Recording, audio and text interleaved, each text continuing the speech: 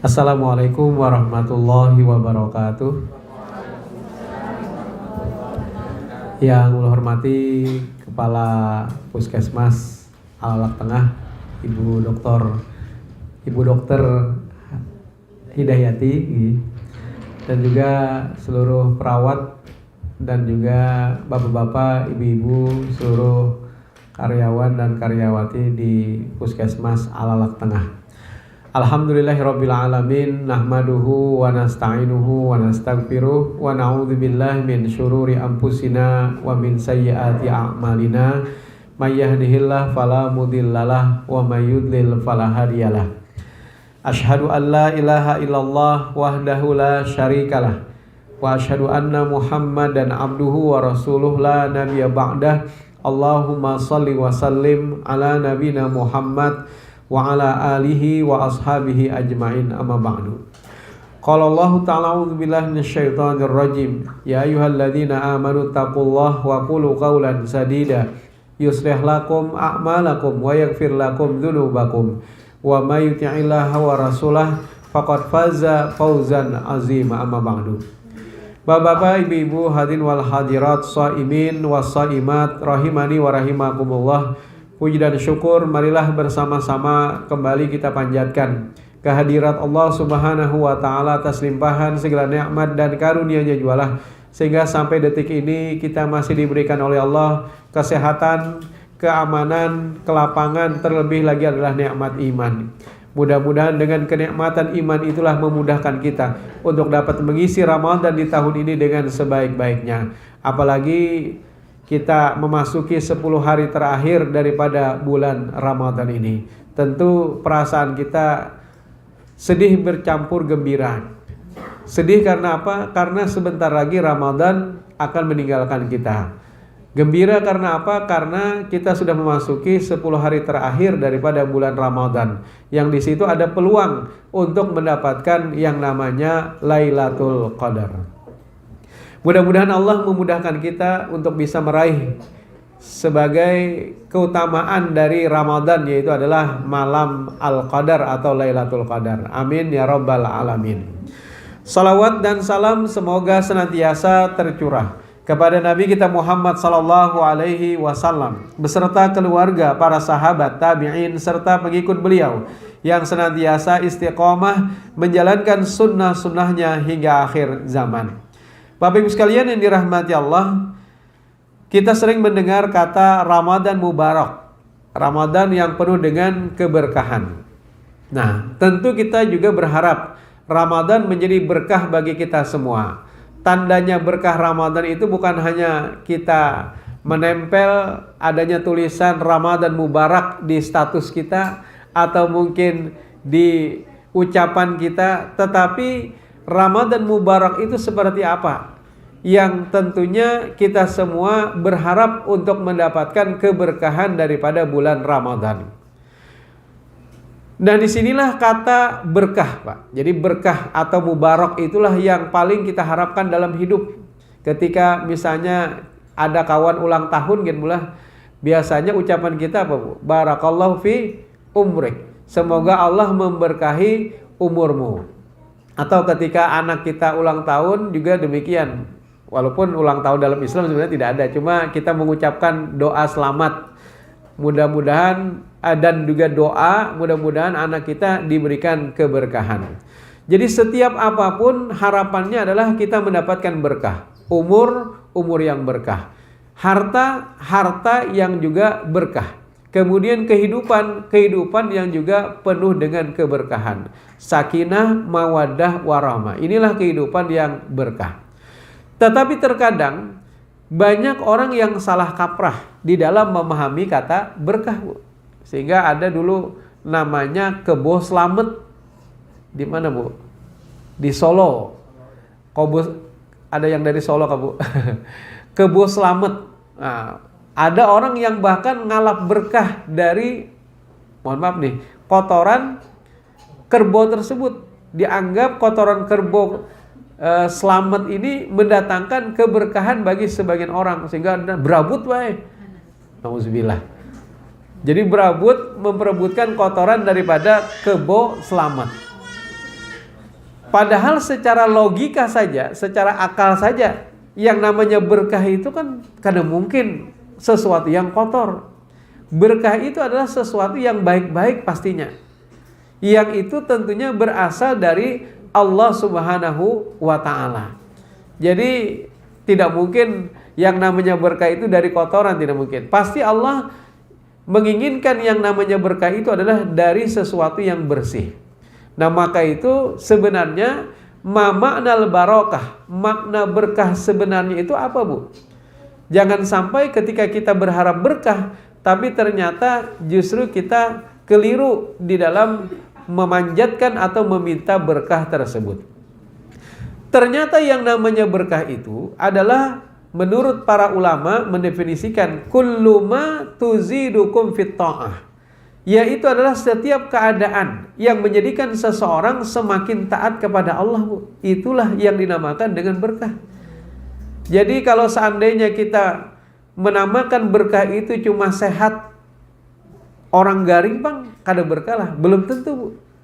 Apalagi nih angka penyakit yang paling tinggi bulan-bulan ini apa, Bu?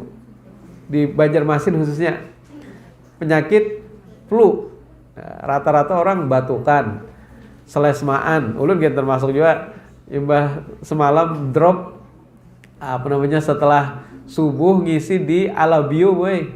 Ngisi di Alabio dari Banjarbaru jam setengah 12 malam. Imbah mengisi di Banjarbaru langsung menuju Alabio. Pulang-pulang langsung drop pada ketika itu. Nah, jadi benarkah yang namanya berkah itu hanya sesuatu yang baik-baik? Sementara sesuatu yang Allah timpakan, yang itu adalah berupa musibah misalnya, sakitnya kita, atau mungkin juga kita kehilangan harta dan segala macamnya.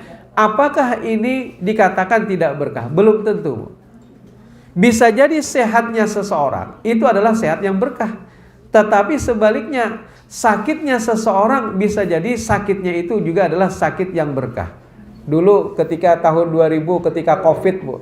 Ketika Covid melanda seluruh dunia, banyak orang yang bersyukur, baik. Bersyukurnya karena apa? Kawa istirahat ya, isolasi. Nah, yang orang sibuk ke sana kemari, umajar alhamdulillah ketika ternyata positif Covid, aku kawa istirahat ya sini. Dulu kada tahu waktu lagi, baik. Tumbang tumbalik hanya mencari duit, mencari rezeki. Tapi ternyata ketika disuruh isolasi jadi aku banyak waktu untuk beribadah. Berarti apa? Ketika sehatnya itu bisa jadi sehatnya itu bukan sehat yang berkah. Tetapi sebaliknya, ketika Allah timpakan sakit untuknya, justru sakit itulah yang mengembalikannya untuk ingat kepada Allah Subhanahu wa ta'ala. Semakin dekat dengan Allah, ini artinya apa? Sakitnya itu adalah sakit yang berkah, Bu. Jadi jangan kita menjustifikasi orang kalau misalnya sumat-sumat kolesterol. Misalnya pian memeriksa, pian nih datang terus ke rumah sakit, puskesmas, sumat-sumat memeriksa kolesterol naik, sumat-sumat darah tinggi, jangan-jangan hidup pian ini kada berkah. Belum tentu, Bu. Bisa jadi sakitnya sidin itu justru sakit yang berkah, Bu.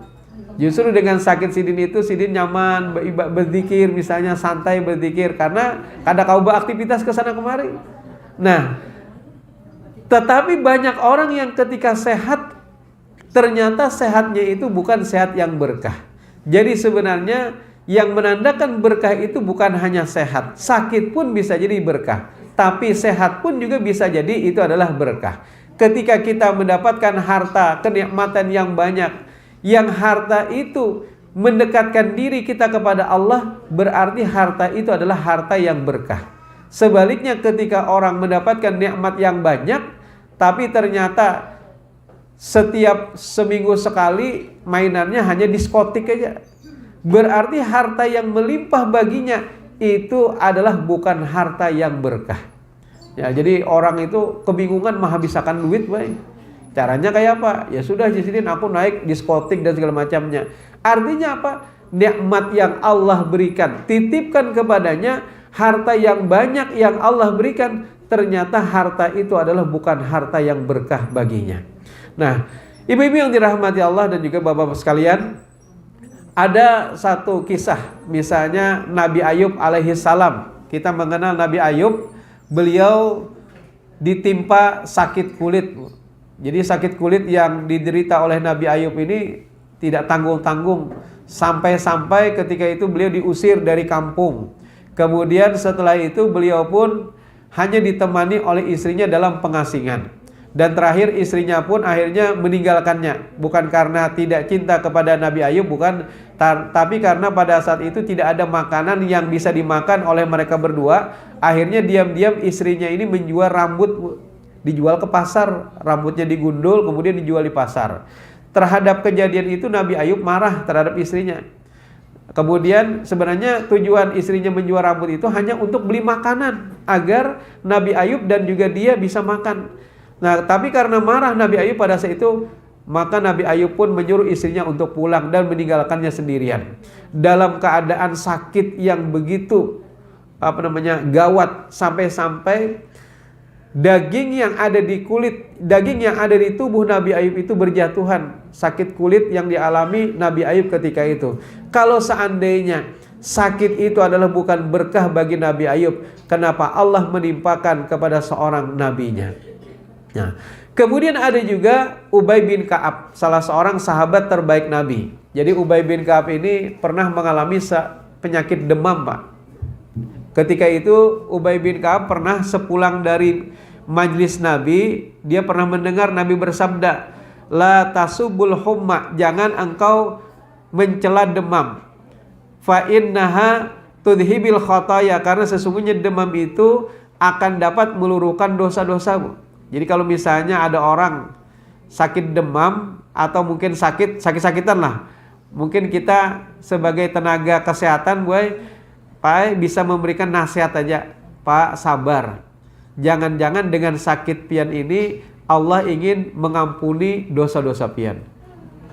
Timbul sidin kepada aku ini banyak dosa kan? Jadi bukan begitu, Pak. Bukan seperti itu, Pak. Tersinggung sidin lah. Bukan seperti itu, Pak, misalnya. Nah, orang juga ketika sakit, Bu, itu kan kada boleh berdoa, ya Allah matikan aku, segera matikan aku. Itu kada boleh. Doa yang diharamkan oleh Nabi SAW. Justru ketika orang itu mengalami sakit yang parah, maka doa yang diajarkan oleh Nabi SAW apa? Ya Allah, jikalau sakit ini adalah baik bagiku, bagi kehidupanku, maka hidupkanlah aku. Tapi kalau seandainya kematian itu adalah baik bagiku, maka matikanlah aku. Jadi doanya itu bukan kita ingin mati, bukan. Dengan sakit itu yang mungkin banyak orang yang kada sabar, lalu pengennya segera Allah mencabut nyawanya sehingga dia tidak lagi merasakan sakit. Tidak, ternyata. Jadi Nabi justru mengajarkan kepada seseorang yang mengalami sakit agar tidak putus asa dan berharap hanya kepada Allah. Kalau sakit itu kalau kehidupan baik baginya, maka hidupkanlah. Tapi kalau seandainya mati itu adalah baik baginya dan juga kehidupannya, maka matikanlah. Nah, ini doa yang diajarkan oleh Nabi SAW. Jadi ketika itu pulang dari majlis Nabi, rupanya Ubay bin Ka'ab ini mendengar bahwa penyakit demam itu akan dapat menggugurkan dosa, Pak. Beda dengan orang mati mendadak misalnya. Jadi syukur kalau misalnya ada pasien sakit, syukur Pak, soalnya pian kau bertaubat, kau beristighfar, minta ampun kepada Allah. Beda kan orang kalau matinya mendadak, Pak. Kalau mati mendadak kada sempat bertaubat, kemudian dosanya juga belum tentu diampuni misalnya. Beda dengan orang yang ditimpakan sakit, Allah luruhkan dosa-dosanya. Nah, jadi suatu ketika pulang dari majlis Nabi, rupanya Ubay bin Ka'ab ini mendengar Nabi bersabda, jangan kalian mencerca atau mencela demam, karena sesungguhnya demam itu akan dapat menggugurkan dosa-dosa. Akhirnya pulang dari majlis Nabi, Ubay bin Ka'ab langsung berdoa, ya Allah, turunkan kepadaku penyakit demam yang tidak menghalangiku daripada ibadah kepada Allah dan juga jihad fi sabilillah. Ternyata doa daripada Ubay bin Ka'ab itu langsung diijabah oleh Allah, Pak. Langsung dijawab oleh Allah. Allah langsung menurunkan kepada Ubay bin Ka'ab sakit demam. Tapi anehnya, sakit demam yang dialami oleh Ubay bin Ka'ab itu hanya terjadi di waktu malam saja, Pak. Ketika sore tiba, maka panas mulai menjangkiti tubuh Ubay bin Ka'ab. Tapi ketika pagi tiba, maka sakit panas itu sudah hilang. Tapi anehnya Pak, penyakit yang dialami oleh Ubay bin Ka'ab itu selama berapa tahun? Ternyata beliau mengalami penyakit demam tidak tanggung-tanggung 30 tahun lamanya. 30 tahun lamanya. Kita aja 15 hari ketika Covid kan sudah kada karuan rasa, sudah kada sabar lagi hendak keluar rumah, makan ini itu dan segala macamnya. Nah, kemudian ada juga seorang wanita dari Habasyah, dari Ethiopia. Habasyah itu kan namanya dulu Habasyah, sekarang Ethiopia. Kalau Iran itu dulu namanya adalah Persia. Nah, Persia, orang-orang Persia itu kan hebat-hebat dalam berperang, Pak. Memang tangguh dalam berperang. Orang-orang Iran itu, orang Persia. Bahkan salah seorang istri Nabi namanya adalah Mariatul Kibtiyah, itu berasal dari Parsi. Nah, ada seorang wanita dari Habasyah. Jadi dikisahkan ketika itu wanita ini masuk surga, Bu. Ternyata bukan karena amalnya. Bukan karena amalnya, Pak, masuk surga. Tetapi karena sakitnya. Jadi pada saat itu orang ini sering mengalami penyakit ayan. Jadi dia sering mengalami penyakit ayan. Dia mengadu kepada Rasul, "Ya Rasul, inni usra." Wahai Rasul, ulun ini sering mengalami penyakit ayan. Doakan Bang ulun. Doa Nabi kan pasti diijabah. Doakan ulun wahai Rasul agar Allah menyembuhkan sakit ulun. Maka jar Nabi apa? Wahai wanita Al-Asadiyah, wanita yang memang dia dari Ethiopia, wanita yang panggilannya karena Nabi mungkin pada saat itu tidak tahu namanya, lalu Nabi memanggilnya dengan nama Asadiyah itu yang kehitam-hitaman. Nah, jadi jar Nabi, maukah engkau aku berikan pilihan? Pertama apa? Yang pertama adalah aku akan doakan agar Allah menyembuhkan sakitmu. Itu pilihan pertama. Maka insya Allah Allah akan menyembuhkan sakitmu. Yang kedua, maukah juga engkau aku berikan pilihan lain? Engkau bersabar dalam sakitmu, tetapi ganjarannya adalah surga. Nah, kira-kira kita amun diberikan dua pilihan ini, memilih yang mana? Ambil dulu dah pokoknya. Ambil dulu dari garing masalah surga belakangan. Lalu setelah itu wanita tadi pun berpikir. Lalu dia pun berkata kepada Rasul, "Ya Rasul, ulun memilih pilihan yang kedua. Ulun bersabar dalam sakit ulun, tapi ganjarannya adalah surga."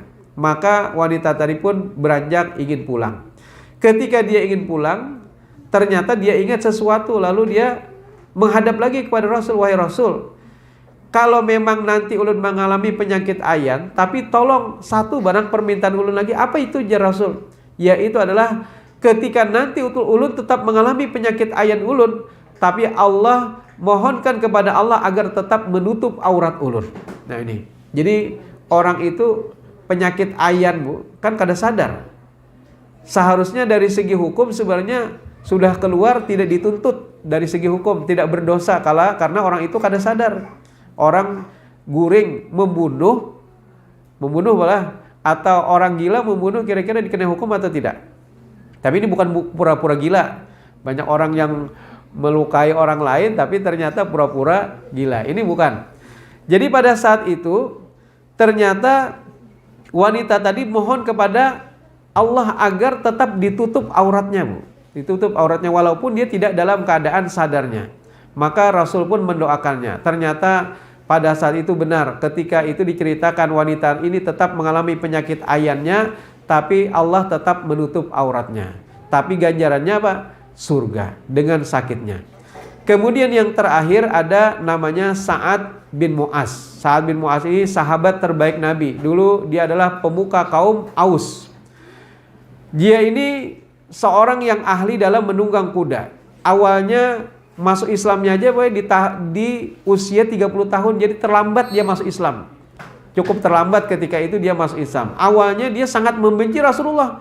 Jangankan melihat Rasul, mendengar nama Rasulullah saja saat ini begitu bencinya.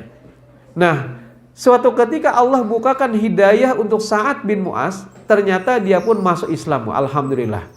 Allah bukakan hidayah untuk Sa'ad. Memang Rasulullah juga pernah berdoa, "Ya Allah, masuk Islamkanlah dua Sa'ad.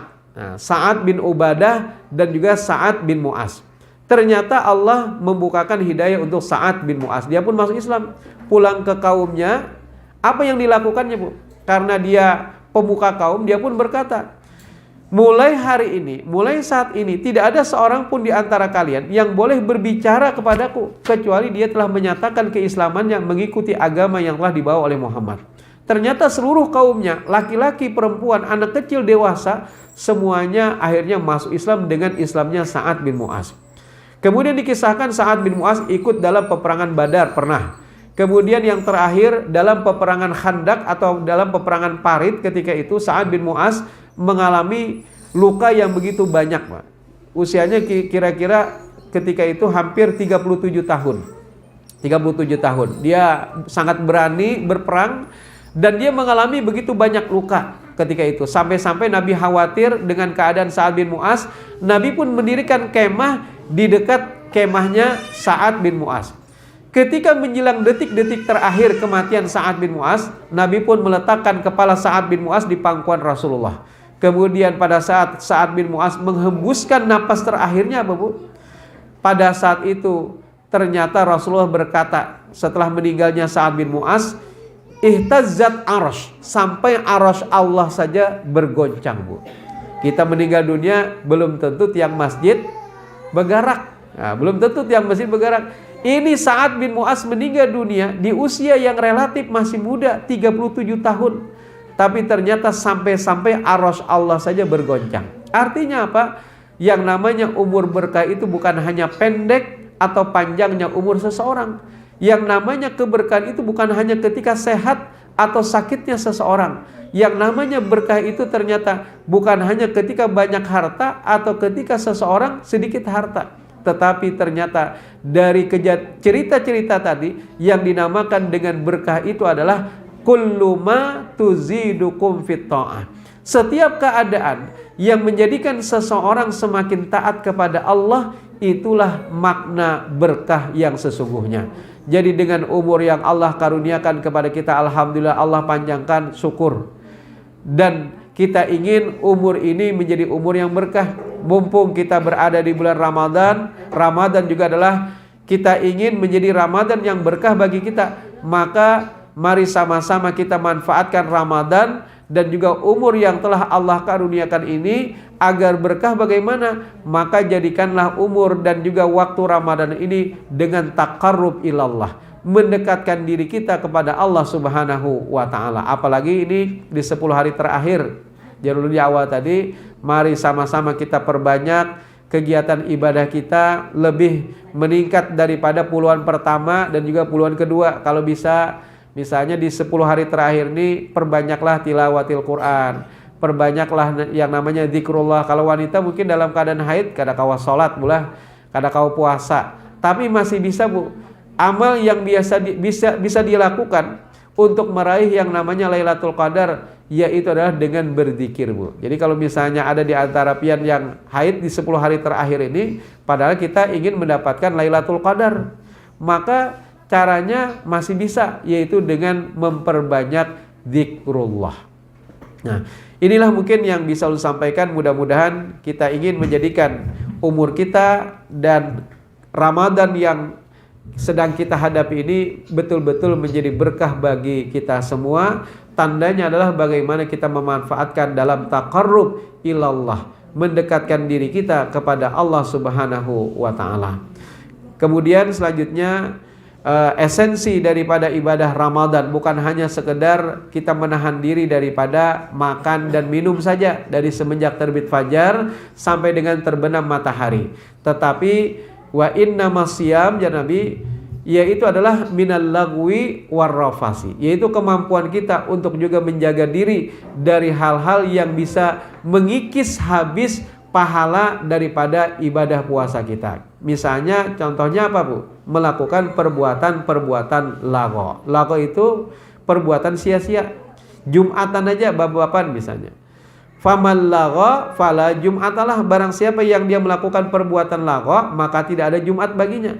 Begitu juga ketika di siang hari puasa, tapi pian ulun yakin bekerja dari jam 8 Sampai jam berapa puasa nih Pak? Setengah 3 lagi. Itu kadang-kadang sia-sianya karena apa Bu? Melayani masyarakat, ya kan? Kesehatan masyarakat pian layani. Jadi semua waktu pian ulun yakin adalah waktu yang betul-betul bermanfaat. Tapi ada orang Bu di luar sana yang mereka ketika di bulan Ramadan hanya mempergunakan waktu dalam perbuatan yang sia-sia. Misalnya apa? Sidin bedum seharian. Bedum aja seharian, begantung pulang di telinga, atau main catur seharian. Aku di sini kuat aja puasa, tapi sakanya main catur seharian. Jaka sidin atlet catur, karena apa? Ini lain juga atlet catur misalnya. Nah, ini tentu sesuatu yang tidak memberikan manfaat baginya.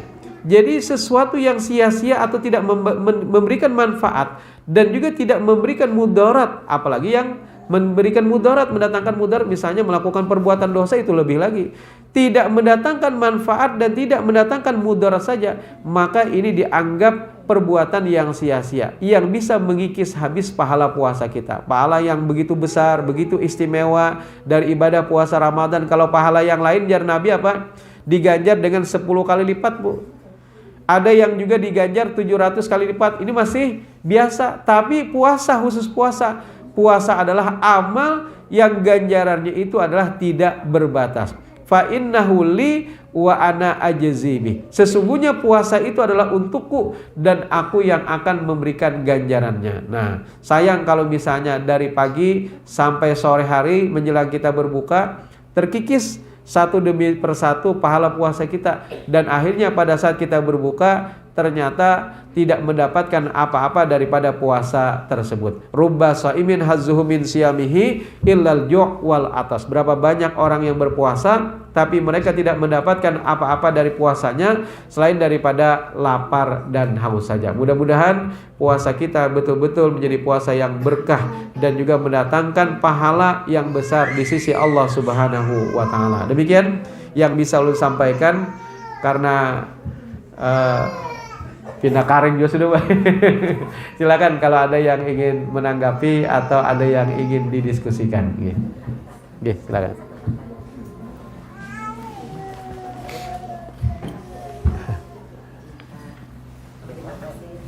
Oke. Ini mau bertanya. Nggih. Tadi dibahas mengenai penyakit Pak ya, ada demam, Nggih. ada segala macam tadi Pak ya. Nggih. Dan kita tolong mensyukur apa? Saya jangan mencela. Nggih. Yang utama. Ulun anak ketakun mengenai, kan sering kita mendengar ada penyakit ain Pak. AIDS. Nggih. Ain Pak. Oh, ain. Nggih, nggih. Ain. Nggih. Ya, Pak, penyakit Tahu. ain yang Nggih. sering katanya kalau misalnya memposting sesuatu atau misalnya yang membuat orang lain itu menjadi iri dengki atau apa, itu bisa kena penyakit ain. Nah, kira-kira kalau dalam Islam ciri kena penyakit ain itu seperti apa? Oke. Misalnya apakah ada perbedaan dengan biasa atau ciri-ciri tertentu lah, kalau misalnya mungkin dalam Islam ada mengindikasikan kalau ini kita kena ain seperti itu. Terima kasih. Oke. Makasih, Bu. Ada doa yang diajarkan oleh Nabi Shallallahu Alaihi Wasallam, terutama adalah kepada anak-anak Bu, karena anak-anak itu adalah mereka yang paling rentan terkena penyakit ain. Kalau kita kan orang tua ada tameng, ada perlindungan. Jadi kalau kita insya Allah orang tua ini ada tameng, ada perlindungan. Yang paling rentan itu biasanya adalah anak-anak Bu. Maka itu Nabi mengajarkan satu doa, apabila anak kita keluar rumah, maka doakanlah a'udzu bikalimatillahi tammah min kulli syaitonin wa hammah wa min kulli ainin. Nah, ainin lamah. Aku memohon perlindungan kepada Engkau ya Allah dengan kalimat-Mu yang sempurna dari gangguan-gangguan syaitan yang terkutuk. Min kulli syaitonin. Wa hammah, hammah itu binatang yang berbisa Bu. Binatang yang berbisa. Kalau zaman bahari kan banyak kalajengking atau ular dan segala macamnya. Nah, wa min kulli ainin lamah, termasuk juga aku mohon perlindungan kepada Engkau ya Allah dengan kalimat-Mu yang sempurna dari penyakit ain Bu. Min kulli ainin. Ain itu artinya di mata. Min kulli ainin lamah, yang bisa menyebabkan seseorang itu menjadi lemah. Nah, ini doa yang diajarkan oleh Nabi. Jadi kalau misalnya anak keluar rumah, kalau bisa ditiup di tangan kita, kemudian usapkan di muka anak. Insya Allah kalau kita minta perlindungan kepada Allah, sebesar apapun penyakit ain itu tidak akan mengenaimu. Jadi orang itu seiri apapun bahasa kitanya, kalau kita minta perlindungan kepada Allah, maka niscaya Allah lindungi dan anak-anak itu akan selamat. Nah, bagaimana penyakit ain itu? Terkadang tidak bisa dideteksi, boy. Anak ini kalau dari segi medis kada terlihat nih penyakitnya, tapi kenapa? Pina uring-uringan misalnya, uring-uringan, menangis dan segala macamnya. Kenapa nih? Imbah kita periksa, kan ada penyakitnya nih, tapi menangis saja seharian dan segala macamnya misalnya. Nah, itu bukan berat di nama, Pak. Kan kebanyakan di antara kita ini gara-gara barat ngaran nih jar, harus dirubah nih jar, terpaksa atas mia ulang, kasihan timbul menyembelih kambing pulang. Berat di aksara. Sebenarnya nama itu tidak menjadi masalah, Pak, asalkan dari segi makna bagus. Jadi pian menamai apa saja anak itu bagus sebenarnya, kalau dari segi makna bagus saja. Kecuali kalau misalnya pian mengarani nama anak kada bagus, misalnya badak misalnya. Bahari, kalau wah ini kan banyak internet, Pak, mencari ngaran nyaman aja, wah ini nang bagus-bagus. Kalau Bahari, Pak, ada di kampung itu ngaran anak binatang semuaan, Pak. Ada kerbau, ada badak, macam-macam, Pak. Nah, mungkin Bahari itu ya karena tadi kekurangan referensi. Nah, Ibu, jadi memang penyakit ain itu ada, Bu. Kadang-kadang tidak bisa dideteksi secara medis. Cuma tanda-tandanya itu kadang-kadang muncul, misalnya menangis, sering menangis dan segala macamnya. Nah, maka itu perlu yang namanya ruqyah, di ruqyah syariah. Jadi ruqyah dengan dibacakan ayat-ayat Al-Quran. Jadi bukan dijampi-jampi misalnya, apalagi pakai janar misalnya, di apa-apai kah misalnya. Insya Allah dengan ayat-ayat ruqyah itu bisa menyembuhkanmu. Nah, bisa menyembuhkan. Dari mana? Macam-macam sarananya, Bu. Bisa melalui foto, bisa, Bu. Jadi orang itu misalnya nih melihat foto anak kita, dia ada penyakit ain di matanya, bisa jadi kalau kita tidak minta perlindungan kepada Allah bisa kena, Bu.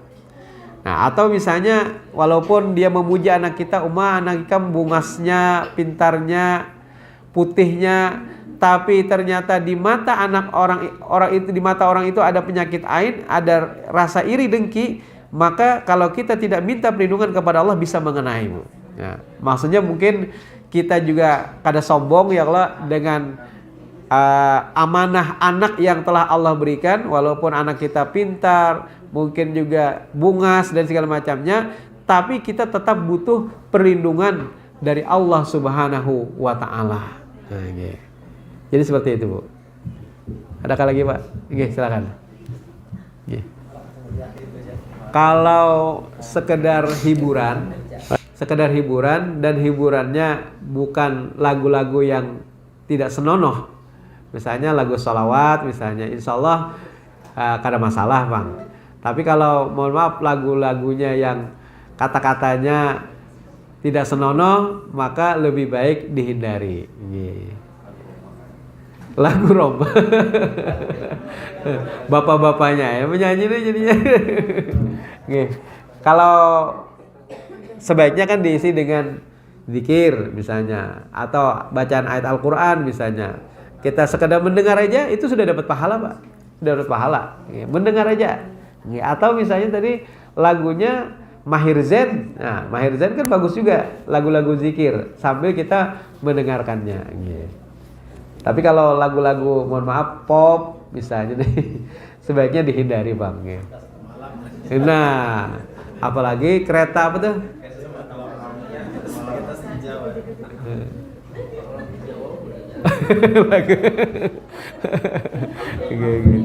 Paham aja pian kereta apa baru itu kereta malam. Gak ada lagi, Bu, Pak. Oke. Doa kah? Oke, marilah sama-sama kita menadahkan tangan memohon kepada Allah Subhanahu wa Ta'ala.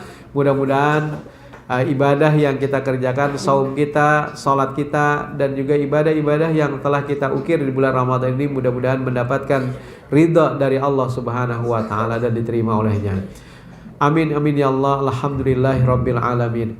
Hamdan yuwafi ni'amika fi umazidah ya Rabbana lakal hamdu kama yanbaghi li jalali wajhikal karim wa azimi sultanik. Allahumma salli wa sallim ala Sayyidina Muhammad wa ala alihi wa ashabihi ajmain. Allahumma aftah lana abwabal khair wa abwabal barakah wa abwabal ni'mah wa abwabal salamah wa abwabal sihah wa abwabal afiyah wa abwabal maghfirah wa abwabal jannah. Allahumma ja'al jam'ana hadha jam'an marhuma wa tafarruqana min ba'di tafarruqan ma'suma. Rabbana taqabbal minna salatana wa siyamana wa qiyamana wa takhasyu'ana wa tadarru'ana wa jami'a ibadatina wa tamim taksirana ya Allah ya arhamar rahimin. Rabbana atina fid dunya hasanah wa fil akhirati hasanah wa qina adzabannar. Subhana rabbika rabbil izzati amma yasifun wa salamun alal mursalin walhamdulillahi rabbil alamin. Wassalamualaikum warahmatullahi wabarakatuh.